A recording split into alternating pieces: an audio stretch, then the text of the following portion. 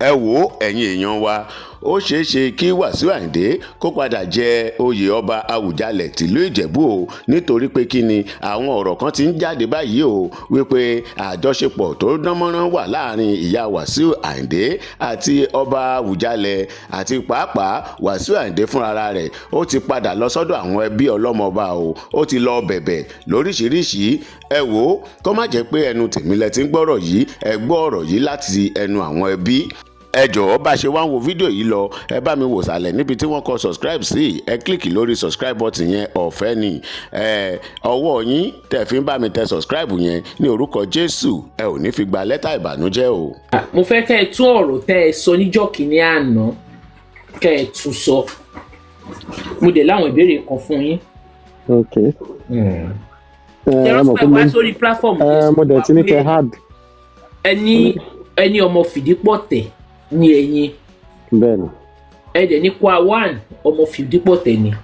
bẹ́ẹ̀ni. bọ̀ ṣe ti gbọ́ ọmọ tó ń lọ nílùú. jẹ́ mọ̀ pé mo sọ pé tílẹ̀ bá mọ́ lọ́jọ́ ẹ̀ mo máa pe àwọn àgbààgbà. ok. máa get back sí i mo try as much as possible pé ẹni ẹ máa write mi mo tiẹ̀ tún hard lórí WhatsApp mo send number mi lórí WhatsApp torí mo fẹ́ fi sí conference call ọ̀nà bíi 3 sí 4 kẹ́ lè gbọ́ from the right sources. But at the end of the day mi rí respond látọ̀dọ̀ yìí so mo ti wá program yìí bí ẹ̀mẹ́ta mi rí online mi ìmọ̀ time bẹ́ẹ̀ wá mi ti ṣe wa lápòkọ̀ tí ẹ̀ tún kọ̀ déédéé jam ẹ̀ lálẹ́ yìí. ẹ má bínú. so nǹkan tó ṣẹlẹ̀ nìyẹn. ṣé mo pé ó yẹ kó ṣe meeting ní ìjọ Saturday tí Wasiu ló fẹ́ ṣe meeting ní Fìdípọ̀tẹ̀ láti pe àwọn ọmọ ọba jókòó. ṣùgbọ́n tí mo gbọ́ meeting yẹn mo láti pe most àwọn prominent people tó wà ń bẹ̀ kò sí ẹni tó gbọ́n pa meeting yẹn àfi máàlù kan tó pẹ́ra ní ọba molipa bí orúkọ yẹn sápá mi lórí. So at the end of the day kí n má fọ̀rọ̀ gùn ṣá mo ṣèwádìí ìgbà tí mo dẹ̀ ṣèwádìí wọ́n fi yé mi ní pé Wasiu kì í ṣe ọmọ Fìdípọ̀tẹ̀. ló bá tán o.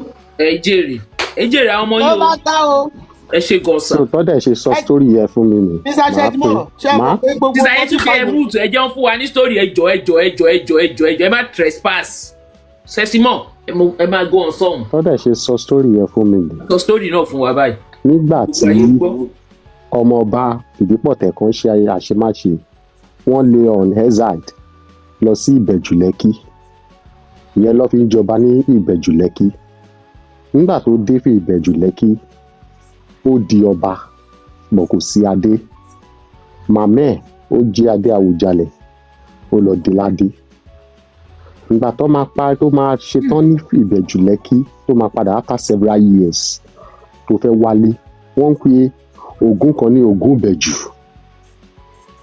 Ògún Ìbẹ̀jú yẹn làwọn ará Ìbẹ̀jú gbé pẹ̀lú ọ̀nà òun láìkí kóun máa bọ́ Ògún Ìbẹ̀jú yẹn lọ gbé wá sí Fìdípọ̀tẹ̀ lọ fún wọn ní yàrá kékeré kan tẹ́ bá fẹ́ wẹnu ọ̀nà pálásì yẹn rí bẹ́ẹ̀ yẹn wọ́n ń pe Ògún yẹn ní Ògún Ìbẹ̀jú wọ́n bọ́ lẹ́nu ọ̀nà tí wọ́n gbé mò ń sọ fún yín pé yàrá kékeré kan péré lọ fún wọn so àwọn ẹrú tó tẹ̀lé Ògún Ìbẹ̀jú yẹn wá tí gbogbo wọn jọ sin ọba yẹn wá tó fún ní yàrá abẹ yẹn kọ́ lè máa bá wọn yọwọ́ sí òòṣà yẹn tó ráwọn lọ́mọ wẹ̀ òun làwọn ẹbí Wasiu náà tẹ̀lé wa tí gbogbo wọn fi wà nínú pálásì Fìdípọ̀tẹ̀ ìyẹn ló fi ń sọ pé tó bá ju ọba Fìdípọ̀tẹ̀ sílẹ̀ Ayinde ò lè lóun máa jẹ́ tó bá tiẹ̀ wá sí Fìdípọ̀tẹ̀ torí kò sí yàrá tó fẹ́ gbà jáde nínú ilé Fìdípọ̀tẹ̀ ń pé so ìgbà tó ń bọ táwọn ẹbí ẹ̀ àwọn ẹrú tó tẹ̀lé Ògún Ìbẹ̀jú wa tó wá ń bọ ní.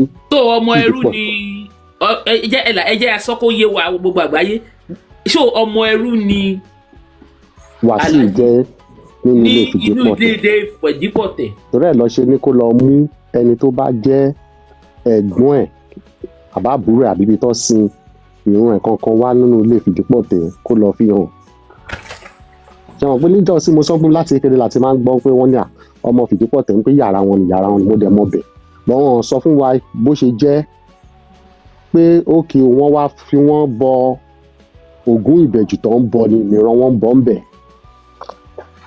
ẹ jọ̀wọ́ ṣé kò mí ní pé ṣé kì í ṣe pé bàbá òyìnbó yẹn àwọn ni wọ́n ti ìbẹ̀jú yẹn wá ṣe mọ̀ pé bàbá òyìnbó yẹn là ń pè ní ọmọ Ìjẹ̀bú Òde àwọn ni Wasiu tẹ̀lé wá ṣe mọ̀ pé ó ní máàni yẹn ni ìyá Wasiu fẹ́. màmá ẹ̀ ló tẹ̀lé wá sí Ìjẹ̀bú Òde. so kó má ṣe pé máàni yẹn náà rí fẹ́ẹ̀ sí so because by no means Wasiu ò tán mọ́ máàni yẹn stepfather. nǹkan tó kọ̀ tí sista Maureen bá fẹ́ mọ ó kẹ̀ pé most prominent people tẹ̀lé pé ní gbogbo wọn ẹ̀rú bá wọn kò sẹ́ni tó fẹ́ play ohun. aṣọ ti jẹ́ ta Wasiu sì lọ bẹ̀bẹ̀ wọn ló lọ ṣeré níjẹ̀bú Òde mi ní níjẹ̀bú gbó èmi ò mọ̀ bọ̀ kó tó lọ ṣeré níbi tó ti lọ dọ̀bálẹ̀ tó wá bẹ̀bẹ̀ pé òun ṣìṣe kọ́dà ṣàṣírí bò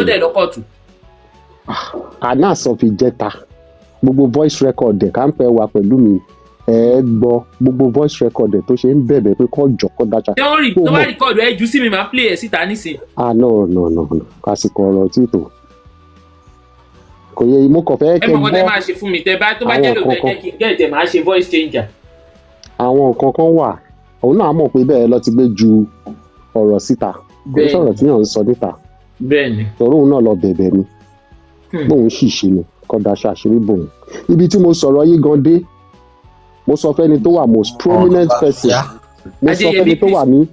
mo sọ fẹ́ni tó wà most prominent person nílé Fìdípọ̀tẹ̀ mo gbọ́ nǹkan báyìí wọn náà ẹ̀dẹ̀ dá sí wọn lágbàlagbà ò ní sọ̀rọ̀ àgbàlagbà máa dákẹ́ ẹni tó bá yẹ everybody máa ṣe padà wá sílé wá júwe ó dẹ̀ ti padà òun náà ti lọ túbá sọ̀rọ̀ mi yẹ yín mà so wọ́n wá lọ kóòtù wọn ò lọ kóòtù ẹ jẹ́ kí everybody lọ máa play politics ẹ̀ but for now all matters has been closed kò sí nǹkan kan tó ti ẹ̀ ṣẹlẹ̀ ní Fìdípọ̀tẹ̀ willing house kò sí wọn ò tiẹ̀ ṣe meeting èèyàn mẹ́rin tiẹ̀ dá jókòó pé à ń ṣe meeting kò sí nǹkan tó jọ wọ́n dẹ̀ fi yé mi pé tí ọba yẹn bá wá padà wá sílé Fìdípọ̀tẹ̀ o ìdígi mẹ́rin ló máa mọ́ ọmọ ọba lẹ̀ eléyìí tí wọ́n bá wá decide inú dígi mẹ́rin yẹn lọ́ máa select fún wọn the same thing náà ni Fòṣẹ́gun wà dẹ̀ fẹ́ ṣe so mi ò ní ju bẹ́ẹ̀ láti tẹ́ bá ní any question kẹ́bi ní kí n dá yín lóhùn. wọ́n ní because kẹ́tọ́ dé mo ní question ẹ jọ ṣé ó possible fún ọmọ ọba because ọmọ ọba lẹ́yìn kí ọmọ ọba tó wá jẹ oyè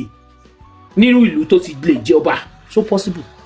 ní láti kékeré táwa ti gbọ́ o wọ́n náà ọmọ ọba kò kí ń jẹ àwọn oyè kan wà tó ọmọ ọba ò kí ń jẹ bọ́tọ̀ ọmọ ọba máa ń jẹ ọ̀túnba. okay. ọmọ ọba máa ń jẹ ọ̀túnba bọ́ ẹ̀wọ̀n ẹni tó wọ́n tún wá fi yé mi pé ẹni tó bá tún wá fi jẹ olórí ọmọọba ní ìdílé kan ọmọbìnrin ló fi ń jẹ olórí ọmọọba tí ò dẹ̀ lè jọba. ọba láíláí yes. sọ àwọn nǹkan tó sọ fún mi nìyẹn. ọmọọba lẹ́yìn ṣé orí adé máa ń sùn ta ni. orí adé ò ń sùn ta kò sọ ọmọọba tó bá wàjà ní Nàìjíríà mi lè sọ ní ìlú òyìnbó wọn máa gbé padà wá sí Ìjẹ̀bú Òde wá sìn. ẹ ṣe gan mo really appreciate pé ẹ tiẹ̀ lọ bá wa ṣe findings yẹn ẹ dẹ̀ padà mo rí mẹ́sẹ̀gì tẹ́ ẹ send sí mi ó yẹ kí n get back sí so ẹ má bínú sí mi ẹ jọ̀ọ́ ẹ ṣe gan sa. mo rí iná yọ ní kankan tí mo fẹ́ sọ ṣe rántí ní ọjọ́ yẹn tí bọ̀dá yìí wá tí mo fi ń sọ fún yín pé Wasiu ti lọ gbé èèyàn kan jáde nínú Fìdípọ̀tẹ̀ tó kọ lẹ́tà wípé àwọn fámìlì yẹn kó lọ pín wọn pé òun dìdí lọ gbé èèyàn kan lára tiẹ̀ nígbà àwọn Fìdípọ̀tẹ̀ tó kù àwọn dìrírò lórí ibẹ̀ yẹn wọn ò mọ̀ nípa nǹkan tó lọ rárá ṣe rántí pé mo sọ fún yín. bẹ́ẹ̀ sọ bẹ́ẹ̀ ẹni tó lọ gbé jáde yẹn gan wọn ní descendant lásán ni pé kò ní sí everybody bá ń sọ̀rọ̀ ẹni mo sọ débẹ̀ àwọn letters kan wà gan tó forward sí mi gan tí mo sọ pé mo fẹ́ fún yín mo tiẹ̀ fẹ́ connect yín mọ́ most people tẹ́ bá fẹ́ mọ most things nígbà ẹ̀gbà. àní ẹ jẹ́ kí n buttress point in there it's 182-year-old man ẹ mọ̀ pé mo sọ fún yín wọ́n ti pè mí wọ́n ní kí bàbá wa kùs tó ẹ mọ̀ pé mi ò mẹ́ni tó ń jẹ́ wàkùs ọ̀ wọ́n ní bàbá olórí ọmọ ọba Ọ̀túnba Fìdípọ̀tẹ̀ lóṣì lórúkọ wọn. Ògúnnísì àwọn lọ́ni wákùs hotel. ṣé mo gbà á. ẹ gbà á. wọ́n ní kí bàbá yẹn tó kú pé ó ti béèrè lọ́wọ́ King Wasiu rí tó fèsì ẹ̀ nígbà tó ń fẹ́ fi jẹ oyè kan bó sọ pé níbo ni ilé bàbá ẹ̀ nínú nídìí Fìdípọ̀tẹ̀ pé ta ni bàbá ẹ̀ pé ó ní kì í ṣe ọmọ Fìdípọ̀tẹ̀ pé wọ́n jà sí tàǹgbà yẹn bọ̀ bàbá yẹn ó ti ṣaláìsí bẹ́ẹ̀ ni.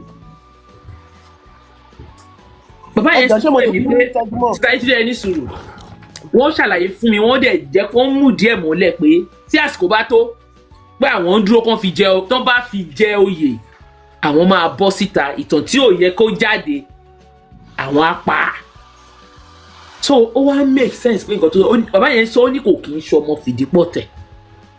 kò ń ṣọmọ bẹ́ẹ̀. ẹ ṣe gan sa so Laarin. ẹ kó ètò. àǹtí mọ̀ọ́nù yẹn jẹ́ kí n sáré bí Mr. Segmon Marcus hotel tẹ́yìn sọ yẹn ṣé kí n ṣe níbi ẹ̀mí gbogbo títì ibi tí olúwa ló gbọ́mọ tòsún wà tẹ́lẹ̀ ṣé kí n ṣe hòtẹ́ẹ̀lì tó wà níbẹ̀ yẹn ni. no kíní ló wà ìgbẹ̀bà ló wà ìgbẹ̀bà close to Awujale palace goes to private house close to Awujale private house. bàbá yẹn ló sọ fún mi pé ọ̀túnba Fìdípọ̀tẹ̀ nìyẹn pé bọ̀ ọ̀túnba tó fi King Wasiu jẹ́ ọ̀túnba Fìdípọ̀tẹ̀ mọ́lẹ̀. ẹ tí ì fi jẹ́ pé ó yàtọ̀ síra bàbá yẹn ló ṣàlàyé. no ẹ jẹ́ kí wọ́n ṣàlàyé bẹ̀ torí mo bi ọ̀rọ̀ débẹ̀ pé Wasiu sọ pé òun ti jẹ́ wọ́n ní Wasiu náà ti jẹ́ ọ̀túnba Fìdípọ̀tẹ̀ wọ́n wá fi ń yé mi pé wọ́n fi Wasiu jẹ́ olórí ọmọọba Kílẹ̀ Ìjẹ̀bú which is ordinary oyè pé but ọmọọba Fìdípọ̀tẹ̀ which is ọ̀túnba Fìdípọ̀tẹ̀ wọn ò tí ì fún èèyàn kankan torí àsìgbà tí Wasiu jẹ́ wákùsò tí ì kú ó sì wà láyé ó dẹ̀ ṣaláìsí ní 2 days or 3 days later ni wákùsò ṣiṣẹ́ jáde láyé so wọn dẹ̀ lè fi èèyàn kankan jẹ́ tí bàbá ọ̀tẹ́ni tó wà lórí ò tí ì kú so for now wọn ì tí ì fìyàn jẹ pé tó bá ti jẹ next Awujale ń sìn wọn ṣe máa fìyàn jẹ if care is not taken gan olórí ọmọọba tó fún wọn máa wùjọ ẹ. nǹkan tí mo gbọ́ náà ni. wípé because ordinary ceremony ọ̀nà ni wípé bọ̀ tó ti ń misuse ẹ̀ sáwọn nǹkan tó sọ fún mi nìyẹn. ẹgbẹ́ nǹkan tí mo sọ nìyẹn àǹtí mọ̀ọ́nù pé kéèyàn gbọ́dọ̀ fún àlejò láyè jù nílé èèyàn tó máa di pé ó máa wá gàba. ẹjọ ẹ bá wa power tap ẹ share program yìí ẹ jẹ́ àkọ́gbọ́n so Laarin King. ẹ má bínú sísá mọ́rin ẹ ṣe gan-an sísá mọ́rin ẹ má bínú Laarin King ẹ jọ̀ọ́ ẹ má bínú. ẹ jẹ́ kí n sọ̀rọ̀. ẹ má bínú ẹ jọ̀ọ́ mo fẹ́ tọrọ ìṣẹ́jú kékeré ni Mr. Segmon thank you for the correction amendment and the enlightenment. Thank you sir. ẹ máa rí i pé torí irú ọ̀rọ̀ yìí tẹ́ bá rántí pé mo bá yín sọ̀rọ̀ ọjọ́ yẹn pé ọ̀rọ̀ tẹ́ ẹ̀ bá wà ṣúọ̀ ẹ má sọ ọ́ ó bẹ́tà kẹ́lẹ́ ẹ fẹ́ máa lọ ṣèwádìí máa padà wájú kẹ́ ẹ sọ lọ. bẹ́ẹ̀ni. tẹ̀rí pé nǹkan tí mo sọ yẹn òun ló padà ṣẹlẹ̀ yìí. bẹ́ẹ̀ni right mo tẹ̀ ẹ́ ká láti wá kọ́ńtàtì náà bí wọ́n. Daughter of Zion, mute yourself please. if not so research tẹ́ ẹ máa lọ ṣe kò bá pọ̀ ìrìn àjò yín ìbá pọ̀ ká ní kí n bá ṣe pé mo tún sáré tètè gba ọ̀rọ̀ Awujale mọ́ yín lẹ́nu níbì kan. bẹ́ẹ̀ni ẹ sọ bẹ́ẹ̀ni mo rántí. ẹ ti understand. ẹ dẹ̀ rí pé kẹ́yìn gan tó sọ̀rọ̀ rárá lèmi gan ti kọ́kọ́ sọ̀rọ̀ kábíyèsí Kàsálí Mòyègẹ́sọ. bẹ́ẹ̀ bó pe àwọn fúnra wọn gan ajọ sọ̀rọ̀ ó dẹ̀ dáwọn ọ̀rọ̀ tó bá mi sọ bó tiẹ̀ fẹ́ connect sister mọ̀rí ìmọ̀ wọn torí mo dìídì mention program yìí àwọn gan dẹ̀ ti pè mí padà bí ẹ̀mẹ́ta pé ṣé mo ti jíṣẹ́ question wọn lọ́tún bí mi. ẹ ṣẹ́ẹ̀kì bọ́ ẹ ṣẹ́ẹ̀kì àti mo ní sábà pé mo sọ bí mo ṣe wọlé ní inbox mi kún mọ́mọ́ ọ̀dọ̀ yín kọ́ báwo lè rò pé mo ṣe ń rorúkọ inbox mi kún. ẹ wo bí tẹ́ ẹ bá fẹ́ mú sister mọ̀rin ẹ fún mi lówó màá mú wọn fún yín. ṣé àbọ̀ pé mo sọ fún yín wọn ní kò sí gbogbo ọba àjẹ̀bù tó mọ̀ wípé Wasiu kò kì í ṣọmọ jẹ. ẹjọ́ níbi ibẹ̀ yẹn ẹjọ́ torí ọ̀rọ̀ àwọn míì àti gbé ọ̀rọ̀ lọ wọn ní padà gbọ́ mi mọ́ wọn ní padà wá sẹ́yìn o and when it comes to ìtàn. wọ́n ní wọ́n rí K1 ìfẹ́ o bí o ti rí K1 dà. ní the fake account ló máa gbé wá. ok. ní fake àìkíní ló máa gbé wá ṣé àbọ̀ pé mo sọ fún yín àti mọ̀rí ìgbà tí mo ṣe presentation sí mo really appreciate. ìgbà tí mo ṣe presentation mo ní gbogbo. ẹ ṣe gan sa ẹ jẹ́ kí Laarin King sọ̀rọ̀ ẹ jọ̀ọ́ Laarin King ẹ jọ̀ọ́ ẹ káàbọ̀ sórí ètò ẹ má bínú. mi ò gbọ́dọ̀ bínú ẹ kalẹ̀ ẹ ṣe in ní last time orí kíní mo tẹ̀ tí ọkọ̀ wo gbogbo kíní gbà tẹ̀ share lórí Facebook so ngbà tí wọ́n á rí pé ọ̀rọ̀ yẹn náà lẹ́ ń sọ lálẹ́ ó jẹ́ kí n sáré wọlé pé mi gbọ́dọ̀ miss ẹ̀ tòtálẹ̀ mo dẹ̀ máa ń follow yín dáadáa náà lórí Facebook because lórí YouTube most of the time máa wo program mo dẹ̀ máa ń gbádùn ẹ̀ gan láti time ti pastor yìí kí n má tiẹ̀ sọ̀rọ̀ jìnnà ṣé rí ilẹ̀ Yorùbá wọ́n máa ń ṣe nǹkan kan tí àwọn ṣe rí tá bá compromise culture ó léwu o. ẹ jọ sáà ní sùn ẹ dẹ̀ bá mi gbé láìkì yìí sókè gbogbo yín bẹ almost 600 ẹ láìkì ẹ náà ṣé ká máa lọ lé ni ẹ power tap ẹ láìkì ẹ. ẹ má lọ lé o ẹ má lọ lé à ń power tap o. so ṣe rí tá bá compromise culture nǹkan tó léwu ni o ní ayé àtijọ́ wọn á ní eku òkè bí eku ẹyẹ òkè bí ẹyẹ ó sì ń ṣẹlẹ̀ nísìnyí náà o. ṣe rí èmi tí mo wà yìí àlè mo ti pọ́mọ àádọ́ 50 years ṣàṣẹ nígbà tí mo wà ní kékeré mi ò mọ nǹkan tí great grandmother mi. thank you for the rose. great grandmother mi mi ò mọ nǹkan tó ń ṣe fún wa ọmọbìnrin ló bí àwọn náà tún bímọ obìnrin àwa ní first set of ọkùnrin tó bí wọ́n wá jẹ́ nǹkan tí wọ́n ń pè ní alábúlé tí wọ́n mọ̀ tán pè ní alábúlé ẹ̀ tí wọ́n pè bàbá ẹ̀ ló dábúlé yẹn sílẹ̀ tábàdé abúlé yẹn kò sílé tí a kì í sùn kò sí ilé tí a kì í sùn ìyá yẹn ò nílé bẹ́ẹ̀ ilé tó níbẹ̀ ti wó ṣùgbọ́n kò sí ilé tí a kì í sùn nítorí pé kí ni bàbá ẹ̀ ní alábúlé ọmọ àgbà wa àdèmá oko nìkan làwa níbẹ̀ ìyá yẹn máa wá sọ sítórì fún wa lóríṣiríṣi débi pé inú abúlé yẹn àwọn ará abúlé yẹn wọ́n máa rí abí ọmọ alákọ̀wé ṣùgbọ́n àwọn gbogbo tó abúlé yẹn làwa mọ̀ débi pé àwọn ẹni tó jẹ́ ẹrú àwọn ọmọ ẹrú ìyá yẹn máa sọ pé ẹni ẹrú ni o wọ́n rà á ní ẹrú ni bàbá àwọn ló rà á lẹ́rú ẹni báyìí aṣáájú gbogbo wọn máa kúnlẹ̀ tí àyè bá ti dé abúlé everybody ló máa kúnlẹ̀ kí ló tán fi máa ń kíyìn báyìí a gbọ́ pé bàbá wọn ló dá abúlé yẹn sílẹ̀ àwọn kan dóbẹ̀ as a big village lọ́rọ̀ tí mo ń sọ pàtó wọ́n fẹ́ ta ilẹ̀ wọn wọ́n fẹ́ ta ilẹ̀ wọn bí yàbí 2 years ago mo lọ síbẹ̀ yẹn ẹni tó fẹ́ àwọn òde lọ síbẹ̀ yẹn wọ́n ti fẹ́ gbalẹ̀ ẹgbẹ́ Lagos Badẹ expressway níbẹ̀ yẹn wà ó wà àwọn èèyàn lójú gan wọ́n fẹ́ talẹ̀ yẹn létà wọn sọ fún wa wípé ilẹ̀ yìí ẹni yẹn ti wá bu àlà ó ti bu ẹ̀ sẹ́yìn èmi wá dé ẹ̀ mú no láéláyé ibi tí oko yẹn dé lélẹ́yìí wọ́n ní amóńtẹ́ bá wa ibẹ̀ yẹn ẹ̀ rí ọ̀dà ẹ̀ sì máa rí ọ̀dà ńbẹ̀ ọ̀dà títì tí Awólọ́wọ̀ ṣe tó ń gbà lọ́sọ̀gùn mákínà ayé àtijọ́ ẹ̀ máa rí ńbẹ̀ wọ́n bá wa bẹ̀ wọ́n bá rí lóòótọ́ ó bá dé ọmọ ta ni wọ́n ní ọmọ ta ni ẹ́ mò ń rẹ́rìn àwọn ọmọ ẹ ní abúlé yìí ọmọ ta ni ẹ́ ṣẹ́rí ibi tí ìtàn tó lágbára dé ni mò ń sọ fún yín so mo fi evidence lélẹ̀ wọ́n dé accept ọ̀rọ̀ mi láàrin gbà mí dẹ̀ kéré jù wọn ta lọ síbẹ̀ níjọ́ yẹn mo kéré jù láàrin gbà ta lọ síbẹ̀ níjọ́ yẹn tí èèyàn bá fẹ́ joyè kó yà máa pàtàkì tán o ṣùgbọ́n àwọn kan wà tí wọ́n mọ ìtàn tí ẹ pé tí wọ́n fẹ́ gbóòórùn ara irú àwọn tèmi sọ pé wọ́n fi lé wọn wà pọ̀ ọmọ ẹrú nǹkan kan ní wọ́n yẹn tí wọ́n bá dé ibẹ̀ káà náà bá fi ìtàn kalẹ̀ báyìí jẹ́ ọmọdé yìí wọ́n á gbọ́ ti àárín orí wọn ṣẹ̀wárí lọ́rọ̀ ọlọ́bàdé tí ẹ̀ ń tà sọ̀rọ̀ iná tó bá pé ìdílé ọba ló ti wá lóòótọ́ fìdípọ̀tẹ̀ ló ti wá lóòótọ́ kò lè tó ilé wọ́n máa wá sọ kinní kan bẹ́ẹ̀ ni wọ́n máa tún sọ kinní kan sà nígbà iṣẹ́ ìjọba tí mo ṣe wọ́n lè níyàn kan wà recommended but not appointable ẹ̀ mọ̀ kọ́ tó ń pè yẹn somebody is recommended but not appointable and that is kọ́lá recommend ẹni yìí ṣùgbọ́n tábàwò ṣe sí ẹ̀ a lè mú ìyẹn dẹ̀ jẹ́ ó wà subjective kò sí quantitative criteria tàlẹ̀ fi measure wípé nǹkan báyìí gbogbo yẹn ti bẹ̀rẹ̀ ṣẹ́ láti ìgbà tó ti bẹ̀rẹ̀ ṣẹ́ ní day 1 náà ti ń wù ẹ́ bí o fẹ́ jẹ́ director ni àwọn èèyàn ti ń wù ẹ́ láti ìgbà tó ti graduate wọnú bí yẹn ìwọ ẹgbẹ́ náà ti mọ̀ o lè ní same qualification kò ní kò qualify jù yẹn lọ academic kò ní PhD ṣùgbọ́n tó bá wù àwọn kankan wá ní is not appointable o lè ẹgbẹ́ ọ̀gan ló gba highest score ní interview tó bá sọ pé wà appointable wà nìyẹn káṣọ ìwà wa èmi náà bẹ gbọ́n mo dẹ̀ tún lé kọ́ kan nǹkan tí aṣọ ní ìbàyí lónìí ẹ̀kọ́ tí mo kọ́ náà ni pé accountability yẹn ẹ̀kọ́ tí mo tún kọ́ ni pé àwọn ọmọ mi ò mọlé mo dẹ̀ máa jẹ́ káwọn náà kí wọ́n mọ ilé wọ́n mọ ìyá mi mo jẹ́ kọ́ ọmọ kankan mo dẹ̀ make sure pé níta wà náà Yorùbá lèmi sọ sí wọn mi kì í sọ òyìnbó sí wọn èyí wọ́n lè máa fi òyìnbó dáhùn Yorùbá wọ́n dẹ̀ gbọ́ dáadáa mo dẹ̀ máa ń jẹ́ kọ́ mọ̀ dáadáa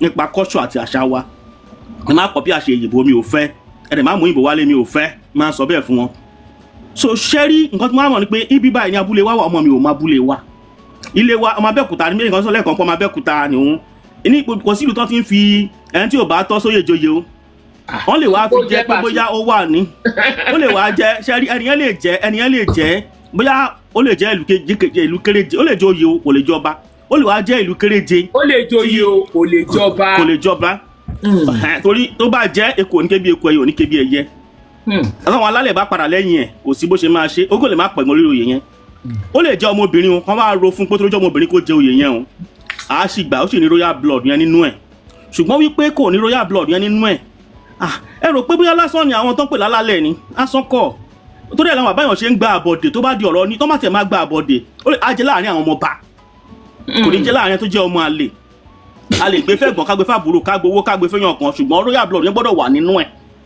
so pé èèyàn tó tẹ̀lé yẹ pé wọ́n tẹ̀wọ̀n èèyàn kan dúró wọn wò ó tó bá rò pé yàtọ̀ òun bàbá náà tó dẹ̀ lọ bá bàbá mọ nǹkan tó ń pè láṣà tó bá padà tó bá try pé òun lọ ṣe ó lọ ródán lóríṣiríṣi nǹkan tó bá lọ ṣẹlẹ̀ pẹ́rẹ́ ìlú yẹn gan alálẹ̀ ìlú yẹn lè para lẹ́yìn gbogbo àwọn tó wà nítòsí tó ń fọwọ́ bo kíní yẹn tí wọ́n jẹ́ kórí bẹ́ẹ̀ ẹ̀kọ́ tèmi dẹ̀ kọ́ ni pé ọmọ tèmi náà mọ̀ ṣe wà máa mú wọn délé àwọn máa búlé wa àwọn abúlé máa yẹ kán máa búlé torí ọjọ́ iwájú so bàbá yẹn náà tó dẹ̀ mistake kan ṣe fún wọn náà ni pé wọn jẹ́ káwọn náà mú abúlé tó ti wá wọn jẹ́ kán mọ̀ ìlú wọn gangan àwọn náà ti bìlí pé wọ́n lè má mọ̀ ní kékeré ṣé tó ṣẹlẹ̀ ni pé ìgbà tó ń claim kíní yẹn wọ́n lè má mọ̀ ìgbà tó wọ́n lè ti dàgbà tán kàn ti claim ẹ̀ tán kó tó wá mọ̀ kò dẹ̀ ṣe padà sẹ́yìn ṣẹgbọ́rọ̀ mi àwọn kan náà wà tó jẹ́ pé nígbà tá à ń kéré tá à grow ó ṣẹlẹ̀ sí mi náà nígbà tí mo grow ọ̀dọ̀ bàbá mi kan mo ti grow mi ò mọ̀ pé mi ì ṣọmọ lé yẹn ìgbà tí mo dẹ̀ mọ̀ láti bí age of 10 mo ti ń yarí pé mi kì í ṣọmọ lé kọ́ má ṣe ìdórúkọ mi ò dẹ̀ gbà ọlọ́run kété mórí yẹn ní kékeré àwọn kọ́dà tẹ́lẹ̀ pa náà bá kéré kékeré tẹ́pọ́n ti sọ ìtàn fún wa àwọn náà dẹ̀ mọ̀ ọmọ sọ́kẹ́ bọ̀dá alágbájá yìí ó kàn ń jẹ́ sọ́ọ̀nì ìmú léyìí ní ọmọ léyìí kan ẹni báyìí ẹgbẹ́ wa gbogbo sórí yẹn la náà ti mọ̀ kọ́ba wa kàn wọ́n ní ìdílé yẹn ṣé mi ò ní sọ pé àwọn bá gbé wọn wá nílé yìí ní ọ̀ṣọ́mọ lùi ẹni báyìí ló fún yẹn lóyún gbóyún wá báyìí ó gbẹ̀ là á mọ̀ àwọn àgbààgbà yẹn ó ní pé wọn ò ní àkọsílẹ̀ àwọn ìyá yẹn wọn ò ní àkọsílẹ̀ torí kò sí àkọsílẹ̀ náà ṣe máa ń sọ ìtàn fún wa tó gíga mọ́dà mi inú mi díẹ̀ dùn pé gíga mọ́dà mi ó fà mí sọ́dọ̀ mi àti ẹ̀gbọ́n ọ̀nkù mi kan kò sí tán ibi tí a mọ̀ àwọn tó kù ò mọ ògbòtàn tí mo mọ̀ yìí ìyá mi gan ò mọ̀ ìyá mi gan ò mọ̀ grandma mi ò mọ ògbòtàn tí mo mọ̀ nípa family kí grandma mi tó kú ṣùgbọ́n èmi pé ìwà yìí mo mọ ìtàn ẹbí gan torí pé tó bá wà níkọ̀ báyìí máa ṣe lọ́ ṣe máa ń sọ àwọn ìtàn yẹn fún wa sàwọn tó dẹ̀ mọ ìtàn yẹn ti jẹ́ kó yé aláàjì báyìí pé aláàjì báyìí ló ṣe rí ẹ ṣé gan. ẹ ṣeun sà ẹ ṣé o ẹ ṣé ab miracle. àǹtí mo rí ẹjọ́ kẹ́ tó pe next person ẹ jọ mo just to be sure nǹkan tí Mr. Seximon tó sọ nípa ọ̀rọ̀ pé wọ́n wá láti Ìbẹ̀jú Lẹ́kì ṣé mọ̀ pé Wasiu náà máa ń ó ti sọ dípò wá láti gbogbo sáìdì ibi ọ̀nà ibi bẹ̀ yẹn so if I'm to understand. èèyàn kan sọ pé bí ẹ̀pẹ́ bí nǹkan kan pé ó kọrin nígbà ayé orúkọ gómìnà Lagos State tẹ́lẹ̀ yìí. ìran bàbá mi ló lẹ̀ pé alárọ̀ ó ti kọ́ rí ìran bàbá mi ló ní ẹ̀pẹ́ alárọ̀. ẹ máa gbọ́ so tá a bá understand ẹ̀ sìn nǹkan tí Mr. Seximon sọ yẹn sìn ó mì pé màmá yẹn jẹ́ mọ̀ pé ó gbé Wasiu wá sí Ìjẹ̀bú ni that means pé bàbá yẹn gan bàbá òyìnbó fúnra ẹ̀ kò ń ṣọmọ Ìjẹ̀bú Òde. ẹ má pàtàn lọ síbẹ̀ yẹn gbogbo eléyìí tí mo yìí ń gbọ́ mi ì tí ì gbọ́ pé bàbá Ìjẹ̀bú ń ṣe Ìjẹ̀bú Òde so ìsàyẹ́sídé ẹ̀jọ̀ ẹ má jẹ́ prolong ẹ lọ síbẹ̀ yẹn because gbogbo ìtàn tí mo yìí ń gbọ́ bàbá Ìjẹ̀bú bàbá òyìnbó òun lọ́mọ Ìjẹ̀bú Òde ni bọ̀ ọmọ obìnrin ni pé ọ̀nà ẹ̀ jìn sídìí oyè and King Wasiu ọmọ ọdún méje nígbà tí bàbá ẹ̀ kú ẹ ní sùúrù mà ìlú Péjú Èkìtì náà ni wọ́n sin bàbá ẹ̀ sí. mo mọ̀ bọ́ talẹ̀ tó wá tẹ̀lé wá ó mọ̀ pé ìyá ẹ̀ ló gbé wá náà ibi ìyá ẹ̀ ti bí kó tó fẹ́ bàbá. wọ́n ní gbogbo wọn fi Ìbẹ̀jú Lẹ́kì wọ́n wá sí Ìjẹ̀bú. ẹ ṣe bó tẹ̀lé ìyá ẹ̀ wá ni. ṣé mo pọ́ ọmọ kékeré ni ṣé mo pọ́ ó ń ṣe ẹrú ni ó náà ló ń ṣe ẹrú mi bẹ̀ yẹn tó fi wá sí Ìjẹ̀bú so àwọn olówó wá sí Ìjẹ̀bú. ẹ tún lọ ẹ mọ̀ pé program yìí ń lọ ni ẹ wá lọ sílé ṣebí Seximon gbà tó kọ́kọ́ ṣàlàyé fún wa nǹkan tó ń sọ fún wa yàtọ̀ wọ́n lọ sílé wọ́n lọ bèrè ẹ̀yin náà ẹ lọ sílé ẹ lọ confam dáadáa ẹ jẹ́ kí n move lọ sí ọ̀dọ̀ point of correction wọn kì í ṣe ẹrú o point of correction wọ́n tẹ̀lé òrìṣà wa bọ rẹ̀ ni bí abọ rẹ̀ wọn kì í ṣe ẹrú gẹ́gẹ́ bí kan tí bọ̀dá yẹn sọ ẹjọ́ ẹ kí a máa wọ́n tẹ̀lé ọba wa máa bọ rẹ̀ ni ẹrú òde kí ń bọ rẹ̀ so ẹjọ́ ẹ yẹ ká mú yẹn kúrò ká máa fi yẹn stigmatize wọn. Thank you Larry King ab miracle. wọ́n máa mú kí gbogbo lè rìn. ẹ káàbọ̀ sá. ìbí wa gba 20 million ní because mo ti ń rò pé mi máa fún 20 million naira. 10,000 pounds lè máa gbà kì í ṣe 20 million. bẹ́ẹ̀ ni mo mọ̀ ṣẹ́rí kí Wasiu gan kó tiẹ̀ wá láti ilé ọba kó jẹ́ ọmọ Fìdípọ̀tẹ̀ gan àbí Fùsẹ̀gbù àti ọba kan nísìn kò ní criteria àtijọba àwọn èèyàn kan kí máa táwọn èèyàn bá jókòó tán bá wo nǹkan logically ìgbà tí ìlú tí ò fi illiterate jọba ní 65 years ago tí ò sí civilization ẹ compare civilization of 65 years ago to the current civilization during the analog age wọn ò fi illiterate jọba káwá ní digital age yìí náà ṣe wàá fẹ́ fi illiterate jọba ṣé wọn pé mo sọ lọ́jọ́ yẹn pé ká ní àwọn ìlú kékeré bóyá bíi orúmùrú àwọn ìlú kékeré yẹn ó possible kó jẹ lọ but Ìjẹ̀bú ti lajú ju gbogbo yẹn lọ and Ìjẹ̀bú has a lot of prominent people ṣé wọn pé mo sọ fún yín gbà yẹn pé tó bá mú 2000 gan kò lè kàn làkóró èmi yìí ń sìn mo sọ lọ́jọ́ yẹn mọ́ mi ọmọ Fìdípọ̀tẹ̀ ní mọ́ mi but èmi ń sìn bí ọmọ obìnrin ni mo jẹ́ because bàbá mọ́ mi ẹ̀gbọ́n náà jẹ́ sí àwọn Wàkíùs yẹn Ọ̀nàsànyà ẹ̀gbọ́n náà jẹ́ sí Wàkíùs ṣé wọn pé ń sìn bàbá mọ́ mi but obìnrin ni mọ́ mi èmi ò lè gùn kìí ń sìn pé torí pé ok mo tán mọ́ Fìdípọ̀tẹ̀ ń sìn o pé mo fẹ́ lọ jọba bọ̀ tó bá yẹ pé lórí ọmọ ọba bọ̀ tó bá yẹ pé Olísà ni àwọn tó ń jẹ Olísà family dad mi gangan nìyẹn níjàdà so tí èèyàn bá tiẹ̀ jẹ́ ọmọ ọba wọ́n á wo hierarchy àwọn èèyàn wọ́n á wo characteristics èèyàn tó lè lead so èèyàn tí ò níyàwó lé a man who could not even manage marital affairs ṣòro yẹn náà fẹ́ fi jọba ni. And when it comes to academic qualification, Ìjẹ̀bú is so keen. Ìjẹ̀bú dàbí Oǹdó náà ni àti Èkìtì when it comes to academic requirements. So ṣé wọ́n máa forú yẹn wá jọba ni? Even gan kí àwọn afọbajẹ Ìjẹ̀bú Òde kàn fẹ́ compromise àwọn ọba kéékèèké yẹn gan. For example, sin orú ọba ẹ wo ọba Ìjẹ̀bú-Fẹ̀ Àjàlọ́rùn of Ìjẹ̀bú-Fẹ̀. Ẹ wo pedigree orú yẹn ṣé orú yẹn máa gbà Káyìndé wá jẹ ọba lórí òun wọ́n dẹ̀ pọ̀ bẹ́ẹ̀ fowó bí petroleum so àwọn anáwóbi ẹni tẹ̀wó so àwọn yẹn máa níwà sí Ọlọ́run bá àṣírí ẹ̀ ni tó máa ń ka olówó ní Ìjẹ̀bú tó bá ń ka 10,000 gan kò tí ì lè jáde.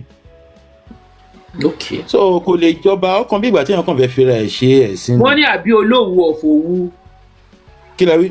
Àwọn ló pe ọba fún yín ni pé àbí Olówù of Òwu. Olówù of Òwu àwọn kíní. Olówù of Òwu kọ́ Olówù of Òwu Ìkìjà. Olówù of Òwu Ìsàbẹ̀kọ̀dà.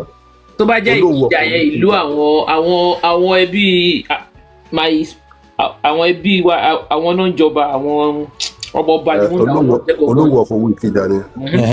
Àbí ṣé Wasiu fẹ́ jọba lórí ọba Ṣàgámù ni?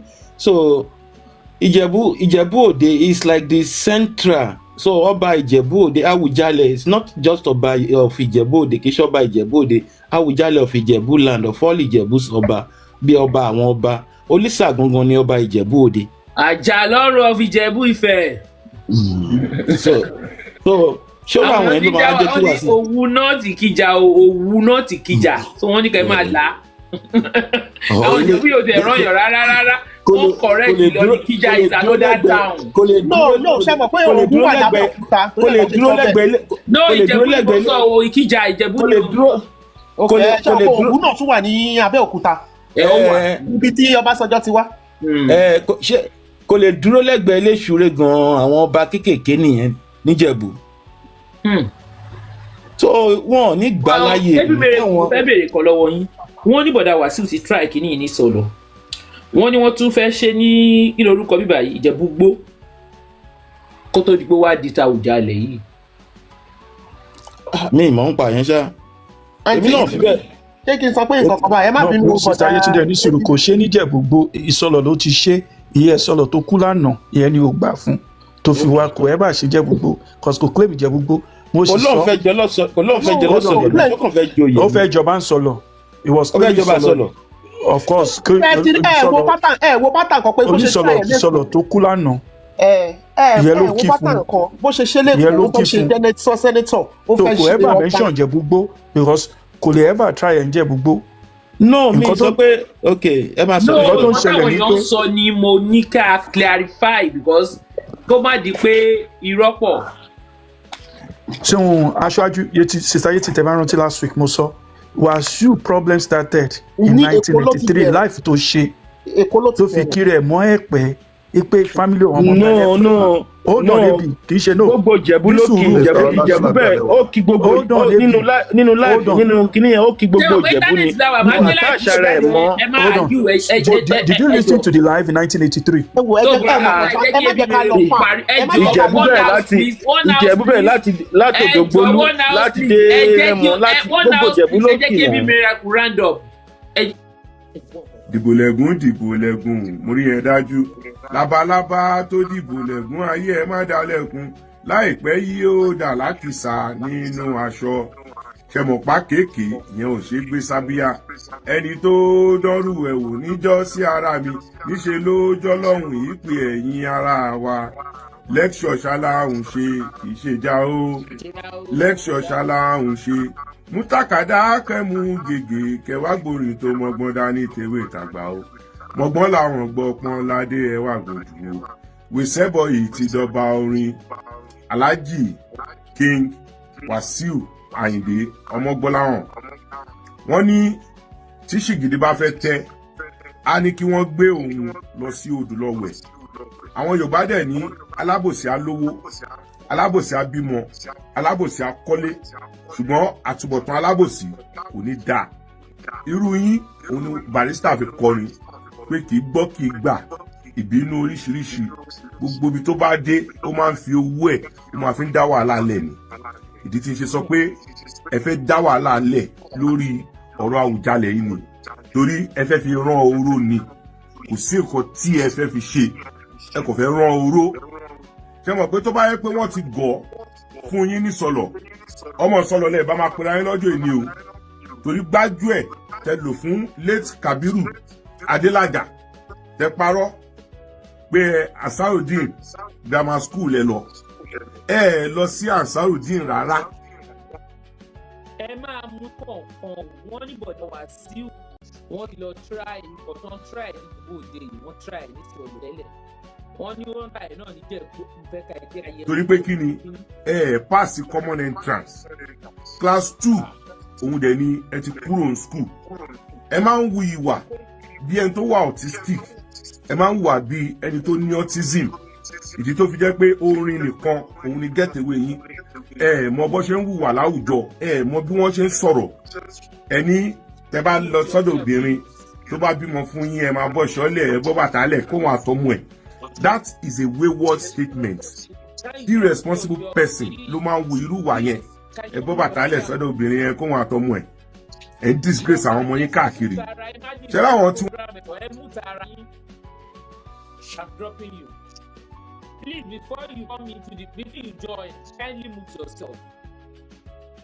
wọ́n máa ń bá yín sọ̀rọ̀ orí wọn ò pé àwọn tó ń jókòó tì yín tẹ́ ẹ sọ pé ẹ Ṣàdíà ọmọ orí ìtẹ́ni ọmọ 1957 lẹ pera yín ta ní ìyá Wasiu wà láyé ẹ jẹ́ ká fún wọn ní 100 years old that means pé 1925 ni wọ́n bí ìyá Wasiu kí ni orúkọ ọba tó bí Ṣàdíà sórí ìtẹ́ Ṣàdíà ọmọ Akérédolú ní orí ìtẹ́ lọ́bi sí 100 years old tàbá yọ kúrò nínú 2025. wọ́n ní ẹgbẹ́ máa bá wa rí gbogbo question sí can you please mute yourself if you don't yourself out I'll take you off the platform please mute yourself mo rí tẹ̀lé mú tara yín. I think I'm going to change the thing now because when you join please mute yourself. ó máa jẹ́ 1925 ṣé ọba tó bí Ṣàdíà ò lórúkọ ni kí lórúkọ ìlú tí wọ́n ti bí Ṣàdíà ṣé ìlú Péjú Èkìtì ló ń jẹ́ ní 1925 torí àwọn tẹ máa ń bá sọ̀rọ̀ wọn lè béèrè question ní ọwọ́ yín orí ìtẹ́lọ́bí sí kí lórúkọ ọba tó bí Ṣàdíà now 1957 tẹ́lọ́bí yín tó bá yẹ pé máa wọ school give or take 6 years old àrírò ẹ̀rí 7 years old so ẹ jẹ́ ká sọ pé by 1964 ẹ ti wọ primary school tẹ́ bá lò 6 years fún 1964 yẹn ó mì pé by 1970 ó yẹ kẹ́ ti wọ secondary school ṣùgbọ́n wọ́n ní ẹ fail common entrance so kò sí school kankan tó ready láti gbà yín segregate ò lè gbà yín Methodist ò lè gbà yín àwọn better school bíi St. Finbar's College Baptist Academy Ekobo High School kò sí ètò lè gbà yín torí nígbà yẹn wọ́n máa ti ń kọ́ school tẹ́ máa lọ tẹ́ bá parí common entrance àwọn unapproved school náà bíi àwọn Lateco àwọn Westco St. Timothy àti Niger Peco tẹ́ ń pè ní Niger Paco nígbà yẹn kò sí kankan tó lè gbà yín níbi tẹ́ fẹ́ẹ̀lì dé ìdí tí màmá yín ṣe mú yín lọ sí Ìjẹ̀bú Ìṣíwọ̀ nìyẹn tẹ́ lọ bẹ̀rẹ̀ class 1 pẹ̀lú wọn ní Ansarudeen High School Ìjẹ̀bú Ìṣíwọ̀ 1972 ni wọ́n dá Ansarudeen High School sílẹ̀ so by 74 lẹ wọlé ní class 1 class 2 September tó gbọ́lúdé lọ́mọ́ lẹ fi di ẹni tí ó wà ní ẹ̀yìn Dr. Sikiru Ayinde Barrister dẹ̀ sọ wọ́n ní whisky làwọn máa ń pè yìí ṣẹ́mẹ́rin tó ń pè whisky ajá ẹni tó ń jẹ́ whisky nìyẹn so Barrister tó ń sọ pé ọmọ òun nìyí ṣé 9 years ni Barrister gbà lọ́wọ́ yìí because at the time tẹ́ bá kúrò ní school from calculation ọmọ tó bí 1957 age 17 lẹ kúrò ní class 2 nìyẹn o ṣé class 2 17 years old tó yẹ kó ti máa ṣe tán ló máa kúrò school ní class 2 ẹ lọ rò ó dáadáa torí àwọn tẹjọ gbé ní Dùmágbò lọ́ọ̀kan NEPA níbi ilé àwọn alàgbé mo ti bá wọn sọ̀rọ̀ o àwọn tẹjọ gbé àǹtí Ìyábọ̀ tí màmá wọn ta bèbí nídolúwo mo ti bá gbogbo wọn sọ̀rọ̀ o wọ́n ní ọkọ màmá yín bàbá òyìnbó òun ló wá láti Ìjẹ̀bú Òde pé ọ̀dọ̀ wọn ní gbogbo àwọn ọmọ Ìjẹ̀bú tó bá wá sẹ́kọ̀ọ́ máa ń wà bóyá ibẹ̀lẹ̀ ti pík orúkọ anífowóṣe tẹ̀tílé òpé bàbá yẹn ló bí yín torí mi ò fẹ́ àzùn pé ẹ̀ mọ bàbá yín ọkọ Ṣàdíà ìyá Wàsíù ló wá láti Ìjẹ̀bú tí wọ́n ń gbé lẹ́gbẹ̀ẹ́ ilé àwọn alàgbé so ilé yín ní Dùmágbò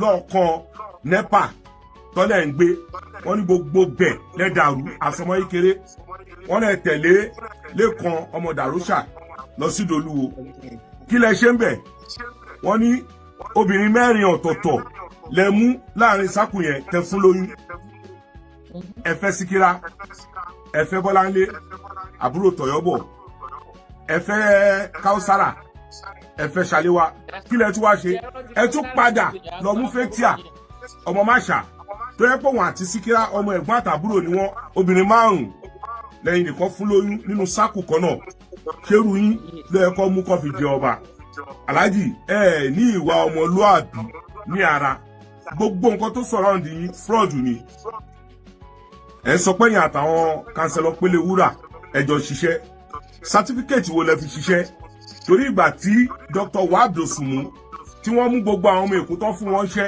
wọn ò lè fún yín torí pé ní certificate orin ilẹ̀ ń kọ́ kiri wọ́n ní ìgbà tí ẹ lọ síṣíwọ̀ àwọn Olúkẹ́yìndé tẹgbé ní ọ̀dọ̀ wọn wọ́n lẹ́ẹ̀kí lọ class pé ìlú lẹ máa ń lù kọ́lọ́ ń fọrùn kẹ Olúkẹ́yìndé mo ti ṣe research yín dáadáa o ẹ lè jẹ Awùjalè wọ́n ní ilé tó bá ń gbòòrò ọmọ àlénú ilé yẹn ò tí dàgbà ni wọ́n lẹ ti gbé wọn lọ court wọn ò tí ìjọba wọn ò tí select ẹni tó máa jọba èyí tí ń gbé wọn lọ sí court ṣé àpẹẹrẹ dáadáa nìyẹn ẹ fẹ́ tú ìlú torí pé kò ń ṣèlú yín Aláàjì ẹ má dá wàhálà alẹ́ o mo ń sọ fún yín ẹ má dá wàhálà alẹ́ o torí wọ́n ní tí ṣìgìdì bá fẹ́ tẹ́ á ní kí wọ́n gbé òun lọ sí odò lọ wẹ̀ ẹ kì í ṣe ọmọ Ìjẹ̀bú ẹ tọmọ wọn bẹ̀ wọ́n ti bọ́ta wọ́n ti denounce yín wọ́n láwọn ò mọ̀ yín ẹ tọ́ka sí ilé tó ti bí yín ẹ yé parabulate kẹ yé máa sọ jákujàku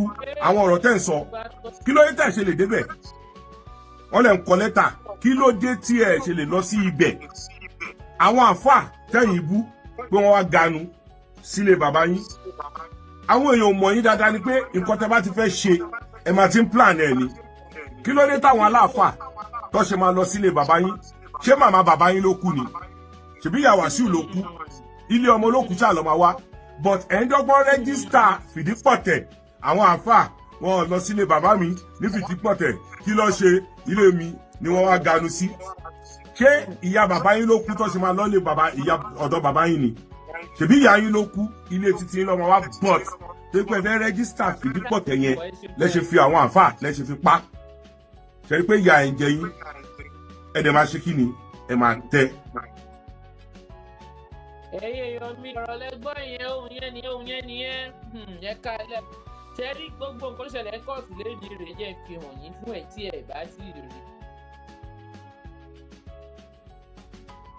nǹkan tó ṣẹlẹ̀ kóòtù lẹ́ni rẹ̀ ṣe rí gbogbo ẹ̀ wọ́n ní ẹjọ́ ọ̀gá Wàsíù ó lack merit so interim injunction tán láwọn fẹ́ gbà wọ́n fún wọn just ọmọ nìyí òun ni ó wá fún ní accelerated office hearing sí on 14th of January ṣe sí nǹkan tó ṣe ẹ jẹ́ ká waste time.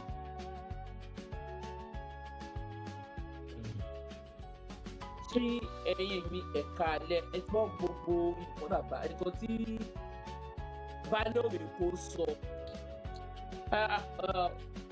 fún ẹ̀yin tí mo bó ṣe ń lọ ọ̀rọ̀ Wàsíù brọ́dà mi tó ṣúọ̀ là ń sọ èmi fẹ́ fi léyìn fún etí mi fún fóònù mi fẹ́ bọ́ọ̀sì oríṣiríṣi ń ṣẹlẹ̀ àwọn èèyàn ń pè lọ́sùn lọ́sì ó dẹ̀ ní kí n béèrè question díẹ̀ kí n tó bẹ̀rẹ̀ yìí sódà tó ẹ̀yin tẹ́ bá mọ̀ pa tẹ́ẹ̀mù ìtàn kíkẹ́ lè dá wa lóhùn.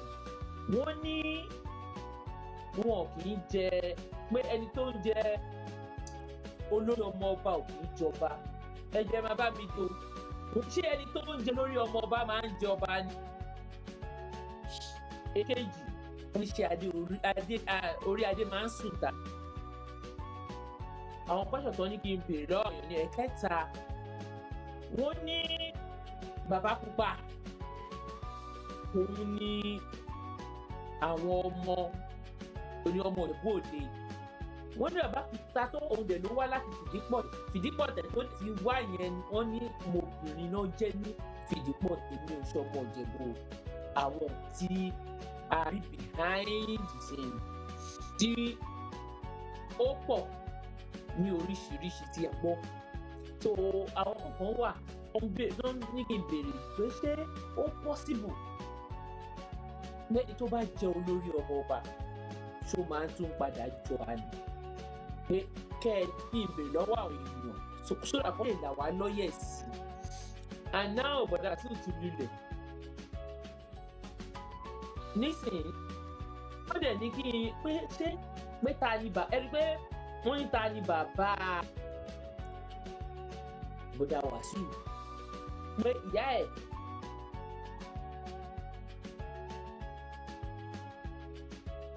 èèyàn máa ṣèkó sílẹ̀ gbọ́ mi fẹ́ sọ ilé tí mi ò mọ̀ bọ̀ ọ̀rọ̀ pọ̀ èmi máa mú ní bẹ́ẹ̀ ṣe wọlé ní kọ̀ọ̀kan Sírámì Yétúndé ló kọ́kọ́ wọlé ṣé ẹ ti Yétúndé ẹ káàbọ̀ sí oríṣi mo kí yín ẹ bá wa dá sí ẹ jọ ṣé gbọ́dọ̀ tí mo béèrè kẹ́ tó ẹ bá mi dá àwọn yẹn ok yes. mo kí everybody pé ẹ kalẹ̀ gbogbo ọba bí wọ́n ṣẹlẹ̀ ní kóòtù lè jù bí ọ́nà ẹ̀sẹ̀ mọ̀ pé ní sunday bá ti wọlé ìkó. bẹ́ẹ̀ it's dead on my right back. bẹ́ẹ̀ ẹ ti sọ. fún àwọn ọmọ ìyẹ̀wò kẹ̀sì yẹn dáhùn lórí pé kò sí nǹkan tó ń lọ. náà pé gbogbo fiction actually came to us. màá bẹ̀rẹ̀ question ẹ̀bìnrin yẹn pé ṣé olórí ọmọ ṣó máa ń jẹ ọba ní Ìjẹ̀bú lórí. Olórí ọmọ bá kì í jẹba bàbá pé ẹ lórí ọmọ bá mìíní pé ó wà ìtútù it's more of like ẹlòra rẹ. màá ó tún kọyọ kòmó títí tí wọ́n ní ṣé ẹni tó jẹ́ ọmọ yìí ọmọ ọba ṣó máa ń jẹ nínú ìlú ẹ̀ ó máa ń jẹ olóyè nínú ìlú ẹ̀ ní pé kò ń ṣẹlẹ̀ pé ó lè lọ jẹ oyè yìí pé kò wọ́n lè fi jẹ oyè tó jẹ́ prince ọmọọba gbogbo ẹni tí ọ tọ́ sí. bẹ́ẹ̀ni ó máa ní pé ìṣẹ̀lẹ̀ yìí prince tó yẹ yẹn láyà láti ẹ̀ oyè mi tó yẹ yín ní so kò tún lè jẹ oyè tó tún jẹ ọmọ bẹ́ẹ̀ yẹn èyí sì ó lè lọ́jọ́ oyè tó ti gbowó ó máa lé o ọtí náà so dem I went down last one that you apart from Boba any ke wo definitely not about wọ́n ní pé ṣé orí adé ó máa sùn ta ni. fún tó ṣe ìjọba kan ní ìlú ilẹ̀ Yorùbá wọ́n á sọ pé especially bá ti ṣe pé we come from a royal family. Especially bá ṣe pé Yorùbá close wọn jẹ́ tó wà ní line tó wà line ní ẹ̀ wá ní ọmọ pé ẹ̀ padà wá sí. She was not by the end of the but my mom comes there. She was saying, we have 5 prominent family. We can say, very empty, more Ijebu affair, more Tabas, all are prominent Ijebu. The language in Ijebu, they are always prominent family. Cherry 5 family who go and she need a friend. Ben, I want to when you mom see me, 5 formation. So, ó jẹ́ gan a lot and then mo tún rán láti sọ fún everybody wípé gbogbo kéèsì nílẹ̀ wọ́n mọ̀ pé past ọmọ yìí mo tún sọ fún mo fọwọ́ gbá yìí. So kí wọ́n padà sí gbogbo ìṣẹ̀lẹ̀ àti mo rí ẹ mọ̀ pé mo sọ gbogbo ọ̀rọ̀ yìí tẹ́ bá rántí pé mo sọ pé Wasiu tọmọ dẹ́rù ṣé wọ́n ti gbà yẹn ọ̀rọ̀ tí mo sọ fún wa sí pé stepfather ló ti mọ́ jẹ́ he said it from the one. ẹ ṣe ṣẹ́rí wọ́n ní pásítọ̀ kì í ní ilé tí ọtí gbogbo ló ti máa ń ní ṣẹ́gun mo wà privilege ti rí wọn àbí tí máa ti rí information tèmi growing up like I said ṣọ́ọ̀tì rí ìjẹ̀bùfẹ́ náà ṣé o pé ìjẹ̀bùfẹ́ ó ti yẹ ẹ̀sìn before kí wọ́n bá ń ka gbọ́dọ̀ ìjẹ̀bùfẹ́ ti wà bẹ́ẹ̀ 1450. Since late 1470. So ìjẹ̀bùfẹ́ ti rí lẹ̀. ẹ máa sà ó. So ìjẹ̀bù nǹkan tó ń sọ pé ẹ máa ń ka ìjẹ̀bù òde yẹn ọ̀gá ìjẹ̀bù òde máa ń ka. So ìjẹ̀bùfẹ́ ti máa ń lẹ̀ òfin rí lẹ̀ ó tó di pé ọ̀ka wọlé débi bẹ́ẹ̀. So ó jẹ́ kí wọ́n because my mom's parents ó jẹ́ kí wọ́n oríṣiríṣi ṣe wà wọ́n secret míì wọn tó ṣe pé gbọ́dọ̀ ká so I know some of those things so yẹ yín báyìí nísìn so but let's keep that right lára ibẹ̀ náà trust yẹn wà lára ibi tí mo mọ̀ pé Wasiu tán jẹ̀jẹ̀ because ìdílé rẹ̀ kan ló ń jẹ ní ìfẹ́ so yẹ kẹ́hìn so I know what I'm saying mi ò kàn fẹ́ mẹ́rin lọ bá tọ́jú lè mú wọn because ó bá lọ sí pé Wasiu nǹkan tọ́jú bá wọn bẹ̀. But if I was a way, my push one race, so many dollars. So you might have a very prominent family. No. So you might say, Wasiu, Otomo Buffet. Cherry Otomo Jebo last all. Sorry, Otomo Jebo. So Ijebu generally. So only Palo Owa Bijade would be no way. Ultimate soil, only my year to farm. Step out there, Papa. Cherry, Wasiu, original one. Àti father side àti mother side Èkìtì tẹ́lẹ̀ ẹ̀sìn ṣọ́ ẹ̀sìn wọn bó ṣe di ìdìbọ̀tẹ̀ so it's not possible ní Ìjẹ̀bú there is nothing by default wọ́n ṣe wọ́n wá sí ìgbàgbọ́ of default. yẹ ìgbọ́n àjẹrí mọ́ láti jọ yìí. bẹ́ẹ̀ kò dẹ̀ kò àpẹẹrẹ sí royal because yóò bá ẹ̀ village ni village ló fi ń ṣe so by village Wasiu òtún lórí Ìjẹ̀bú òtún lórí òtún ní Ìjẹ̀bú ṣàdáhùn rẹ̀ mẹ́rin yẹ òtún wọn. So by default. I want people to understand this. So I don't fight it. It's time now you got the ghost. But it's where I should be there at your thing. Me not think you know the band on page go to a friend, you know they feel there. No think about what you want, or the fellow or not. One thing I call for people to answer. No, you mean you could be near a Magnum 6, a couple of Milano. Ó dá àwọn orúkọ kan ní ó dárúkọ bàbá wọn gbé ní ẹgbẹ́ yìí bàbá pupa lẹ́kọ̀ọ́ pé bàbá pupa kọ ìyá wa broda Wasiu ni broda pa bàbá pa ló wá láti Ìjẹ̀bú Òde ọmọ Ìjẹ̀bú Òde wọ́n dẹ̀ ní ọmọ ìdílé fìdí tẹ̀bọ̀ ọmọ obìnrin ló fi tán ọmọ fi pọ̀ tẹ̀. bẹ́ẹ̀ ṣẹ́rí báyìí Wasiu òun ní kí màmá ẹ̀ kú fún bàbá ẹ̀ Wasiu ní àwọn ọmọ wa. wọ́n máa fi lórúkọ wọn sí wọ́n fún mi láwọn orúkọ màá sẹ́ǹdì ẹ̀ sí. ó dẹ̀ ní àwọn ọmọ ọ̀gá òun fúnra rẹ̀ sí wọ́ndẹ̀lì ní sọ́ọ̀nì yẹ́ ẹ̀bí fún bàbá ẹ̀. ó ní kí ẹjọ́ orúkọ wọn sọ Musa àti Àdìsá yẹn. ó ní ọ̀rọ̀ tó ń sọ níbẹ̀ bọ̀ mí tí ìfẹ́ sọ ó má jẹ́ nínú àti kọ́kọ́ máa sọ lọ́wọ́.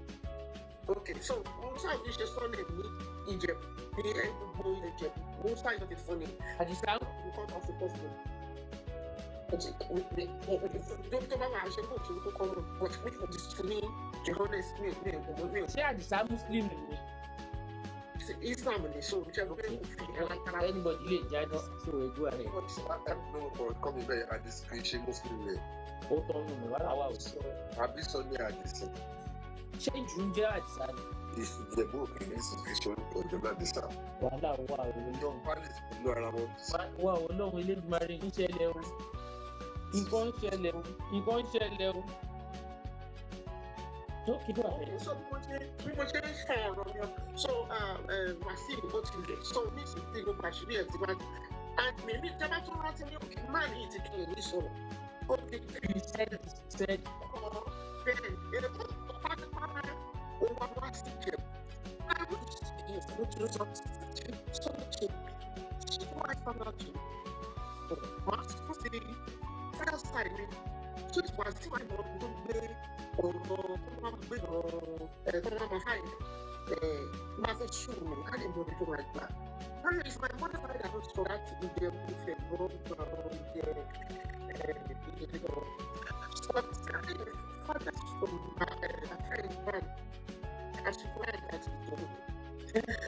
Ọmọ ìlú obìnrin yẹn. Ọmọ ìjọba rẹ̀. Kékeré òní ìṣòro. Ọ̀dọ̀ àgbàdo.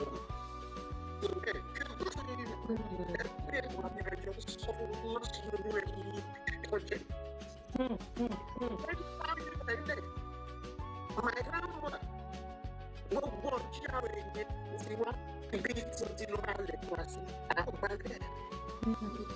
Ìpínlẹ̀ ètò ìgbàlẹ̀ yẹn, wọ́n èèyàn gbalẹ̀ tí ẹni tó kọ́ yóòṣù ọ̀la pípọ̀ ilé mi. Ilé wọ́n èèyàn yẹn ti lárò ẹ̀wọ̀n ti pa ọdún tó kọ́ oṣù àbí ẹ̀pẹ́ ìkọ́lù yẹn ní ilé ẹ̀dín wọn náà bẹ̀rẹ̀ ọmọ ẹni mọ àìjẹ́dì ní mọ wọn ní. Just medium, almost very established. From just love to it's very yourself. Enjoy ẹkùn tì náà náà wá gbé ẹkùn tì ẹ̀jẹ̀ rọra yìí. Please if you join, I think if you join, shoot yourself. I will give you have your chance. Please go ahead, man. Yeah. Very massive social but wọ́n sá fún wọn mọ̀ sẹ́kọ̀ọ́. Ní wọ́n gbé bọ̀ sọ lọ́wọ́ ìgbà ìrọ̀rùn rẹ̀ wọ́n kọ́ ọ̀dùn síbẹ̀. Wọ́n ní èyí ó di ẹ̀ níbi tó wọ̀ yẹn tí kò fi pa. So ẹgbẹ́ ẹ̀. So ẹ̀dúgbò tí èèmọ̀ àtẹ̀mí ti wá ní. Àdúgbò sí gbogbo kí o ṣe àrùn yẹn. Kó lè mọ̀ pé information rẹ̀ ó ń tẹ̀mí lọ́wọ́ bó ṣe ń ṣe kíkà. Nǹkan tí ṣe wá bí mi náà nìyẹn because Awujale a person I been respected. Gbogbo àwọn ìgbà respected and ẹgbẹ́ máa mọ̀ tó bá mọ̀ lọ́bí dáadáa sọ̀rọ̀ sí Awujale. Wọ́n gbọ́ pé wọ́n lọ sí pass Awujale wọ́n ní pé wọ́n sọ fún Awujale pé tí Wasiu ṣe kiri gbogbo yìí Awujale kò sọ kọ́ sí. Wọ́n sì tó ti kọ́ bẹ̀rẹ̀ sí wá ní okay something is not song here. Ìjọba yìí lọ́dún wọ́n dẹ̀ lọ ti kó dé pass Awujale jẹ́ ṣe kọ́ sí. Because that's where Awujale so called the boy. The more you think about that, no, for Wasiu because it's excellent to me. Do you understand this? Now, anything more, take on the own, avoid it. I want everybody to learn from this. In recent worship at that law, see me on home balance. You know what I'm saying? Wọ́n fi advise everybody being pé kò sí bó ṣe lè náìsì tó fún àlejò lóye débi wípé á feel comfortable bó ṣe pé ẹ wá fresh right wọn orí ẹ̀ gbogbo á gbà wọ́n ẹ̀ lọ. We should learn from this. I hope we can understand what we're trying to do. Níbi wọ́n tó jẹ́ èkìtì tẹ́lẹ̀ kò ṣe ọmọ ọ̀jẹ̀ òun wà lálẹ́ lọ́wọ́ àwọn kíndẹ̀ òun wá sọ̀dù fún ọmọ ìṣẹ̀lẹ̀ ìgbà ìdílé òun wá pàmì sí wọn. Ó lágbára o. Ìgbẹ̀rù ọmọ lọ́wọ́. Lágbẹ̀dẹ̀ fún ọmọ ìlú lọ́wọ́ ìwọ ọmọ àlè wọ́n wá ń ṣe bí ọmọ ọkọ̀ from different states entirely. Just imagine that every other city here. Ẹ jẹ́ ká títa yé sílé ẹ̀kọ́ níbẹ̀ yẹn gbéyàn mi wọlé. Á padà síbẹ̀ o. Aṣíwájú ọmọ ọba sòsé ẹ̀ka lẹ́sà o.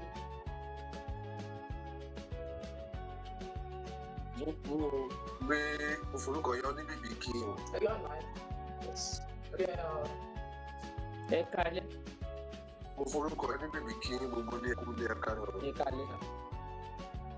Ẹjọ́ ẹ bá wa fa táàpù ẹ ṣe àgbégbé yín ẹ sẹ́ǹdì gift mo dúpẹ́ o. Ọwọ́ yín nìkan sàlẹ̀ àpò ẹgbẹ́ ọ̀sà. Ìyá oníbi tí brọ́dà mi àti àwọn ẹjọ́ ṣe kékeré forúkọ wọn kiri ni.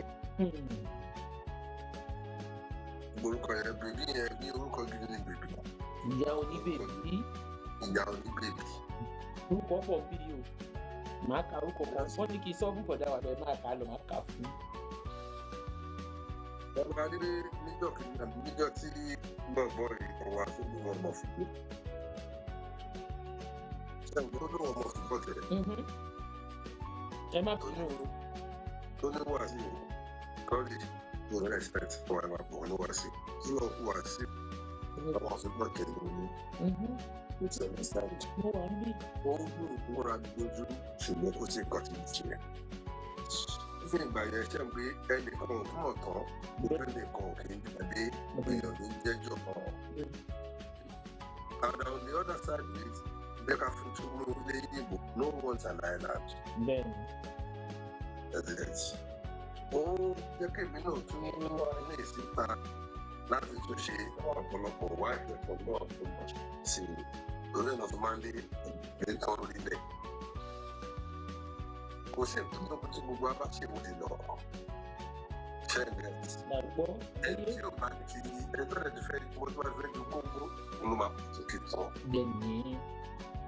Now, irú bọ̀bọ̀ ilé ìsìn nǹkan tó ń mọ̀ òun sọ. Torí pé ó ti ń rí bọ́dà, ó ti ń rí ọkùnrin Wasiu gẹ́gẹ́ bí ọba bọ̀. Bẹ́ẹ̀ ìlú máa fi bá ìrírí wọ̀ bẹ́ẹ̀ níjọ́ kó máa fi gbé kẹ̀lẹ́lẹ́ ṣẹlẹ̀ pé ìjọ àwọn. Àwọn ìlú gẹ́gẹ́ bí mo tó fẹ́ lọ́rọ̀ kan, mo ti kọ́ ti ẹ̀ ṣọ́ọ̀tì. Mi ò jẹ́ kó sọ, mo lè sáré tègbẹ̀ yẹ ọ́. Mo ṣe fíìmù fún mi torí pé kí ọ̀rọ̀ tó máa sọ tó máa dà máa tẹ̀lé ìkíni tí ò ní padà yẹn mẹ́ta ọkọ̀ máa wò sọ. Òun ló jẹ́ pé in most cases nǹkan tí mi àti mọ̀ mi ò sọ máa ń lẹ̀ mí. Bọ̀ tí bá ti bọ̀ tí mo ṣe wá díẹ̀ dáadáa tí mo ti mọ̀ àkómọ mi ra kẹ́ni ló wá finger break yẹn. Ṣẹ̀gẹ̀. Pé o ní bá jiyàn lọ́mọ fìdí pọ̀ tẹ̀lé. Ṣùgbọ́n nígbà tí wàá lọ tí mo tún lọ ṣe ọ̀pọ̀lọpọ̀ wádìí. Níṣẹ́ ló fẹ́ dàbí ìyẹn pé mi ni mo pe bàbá lókè kan tí mo lọ́gbẹ̀ẹ́ ni wọ́n yẹ ká sọ̀rọ̀ tí mo download everything. Ọmọ adé pé ìfọ̀rọ̀mọ́ bọ̀bọ̀ ẹ̀ wá mo ti sọ fún kì í ṣe ọmọ ọ̀gẹ̀dù. Bẹ́ẹ̀ni. Kì í ṣe mo ti sọ dáadáa. Mo ti sọ bí ọ̀ mo máa gbọ́ wá sí ìlọ kóòtù. Ilẹ̀ sọ pé wọ́n bá dé tọ́ọ̀bù náà máa fi di ẹni. Wọ́n ti sọ gbogbo ẹgbẹ́sẹ̀ lẹ́yìn sọ. Ó wá dá gbogbo ẹ̀ṣẹ̀ ìṣẹ̀lẹ̀ yìí. The latest review strange ṣe mi. Strange. Gbogbo ilé ìlẹ̀gbẹ́ tí mo ti fún sí ilẹ̀ mọ́tò ló máa ṣẹlẹ̀. Tọ́n kan tí mo mọ̀ àwọn ìwádìí mi ló ṣe tí mo tún mọ̀ mọ́. Báwo ẹ jẹ́ kí wọ́n kà sórí ìbéèrè tẹ̀ béèrè ẹni ṣe olórí ọmọọba tó máa ń jẹ ọba. Ní ilẹ̀ Ìjẹ̀bú ó sì nǹkan tó lórí ọmọọba tẹ́lẹ̀. OCMB bàbá ọ̀tún bá gbọ́ ṣùgbọ́n mi àwọn ilé akọ̀wé lórí ọmọọba níjẹ̀bú òde. Ó dẹ̀ ní nǹkan tó gbé wa.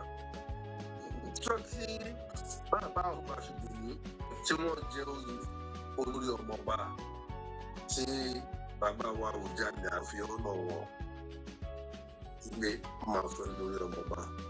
Wọ́n ti kọ́ lójú yìí gbà yẹn.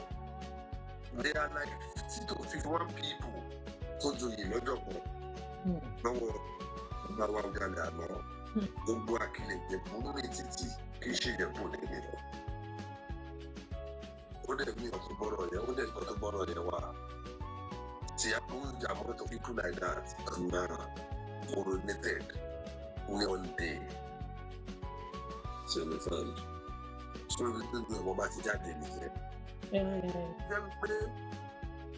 Ṣé ẹni tí ó jẹ́ olórí ọba tó máa ń jẹ ọba? Òun náà ni mo ṣàlàyé pọ̀ díẹ̀ díẹ̀. Dókítà náà sọ wà tó ń béèrè ní ìfàsóyẹ̀kẹ̀ tó sọ òun ṣe ráyè ọ̀dọ́ ẹ̀. Tó bá jẹ́ pé lórí ọmọ bá jẹ oyè ni. Nígbà tí ìbáṣubú mi balógun tó wọ́n á lọ mú àwọn òdílé tó ń jẹ́ lọ mú ìwà nínú mọ́ yẹn. Ìjọsìn máa jẹ́ ṣùgbọ́n kò kí ń ṣe mi. Tí ó wà fún àwọn oyè kan wọ́n lẹ́ pé pàkíyèsí Awujale tí wọ́n jẹ àwọn àdé káàdì Awujale ló mú wọn jáde tí wọ́n fi wọ́n ṣá. Which I mentioned, but I'm not going there tonight. Wọ́n ti tó di pé wọ́n lè tàbá tún ṣojú àwọn náà tó wá fọ́tò wọn fún wọn ní kóòtù ẹ̀yìn ẹni tí ètò ìdíkà máa pa wọn. Àtúnṣe orí adé máa ń sùn dání tó bá gbẹ̀yìn tí orí adé tó máa ń sùn dání. Nílẹ̀ Yorùbá orí adé ò ní sùnta gẹ́gẹ́ bí a ṣe gbọ́ gẹ́gẹ́ bí wọ́n lè fi kọ́ wa orí adé sùnta. Tí wọ́n ń kó lórí ọmọ wa bí àtọ́ bá ní wọ́n fi ìjẹ oyè tán pẹ̀lú ìyókù ẹrù táwọn tòlúta gbọ́tò tí wọ́n ṣe ẹrù discussion. Bẹ́ẹ̀ tó yẹ wọ́n ti ṣe discussion continue. Àbí? Òun náà ló ní fún olóyè náà oyè kù olùrànba olóòtú tó àbí ìkú olówó fẹ́ gbà. Èèyàn tó ṣokùnfà abọ́kú tábọ́kú fi ń ju ìjọba lọ ilé ló fi ń bí ibi ní gbogbo ìgbà yẹn àlùbà fún wà ní igbó. Lórí ìjọ tó ti kúlù wọ́n náà tí wọ́n tó fi kálí dẹ́sẹ̀ ọ̀dọ́ tó mọ́kànlá tó máa ti kálí ọjọ́. So ẹ̀ máa